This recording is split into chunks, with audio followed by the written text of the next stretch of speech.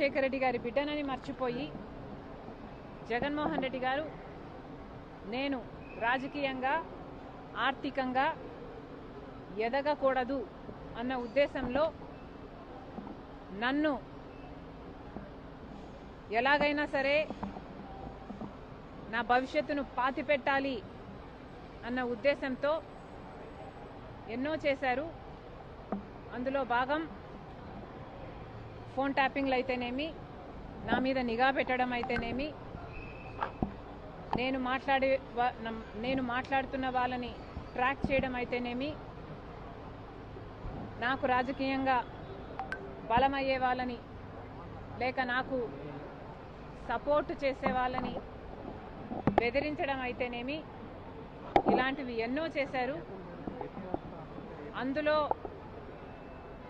భాగంగానే ఈ phone tapping కూడా చేశారు. జగన్మోహన్ రెడ్డి గారు నా మీద చేసిన అత్యాచారాలలో ఫోన్ ట్యాపింగ్ అనేది చాలా చిన్నది. అసలు నేను ఊపిరి తీసుకోవడమే కష్టం చేశారు జగన్మోహన్ రెడ్డి గారు.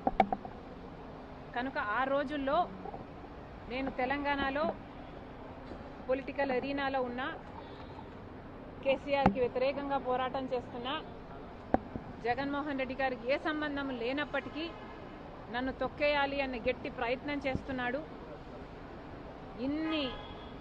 ఇంతమంది ఇన్ని ఫోర్సెస్తో పోరాటం చేయడం వాస్తవానికి నాకు చాలా కష్టంగా ఉన్నింది.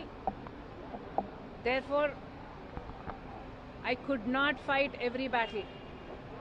I had to choose which battle to fight, and our time low, I could not afford to fight this phone tapping issue.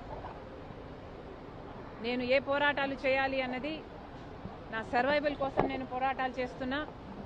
కాబట్టి ఆ పర్టికులర్ టైంలో ఫోన్ ట్యాపింగ్ ఇష్యూ మీద నేను పోరాటం చేయలేకపోయినా, in spite of knowing that it's illegal, unethical and against my constitutional rights. కానీ ఇప్పుడు నేను చెప్తున్నాను, ఫోన్ ట్యాపింగ్ జరిగిన మాట వాస్తవం, ముమ్మాటికి నిజం.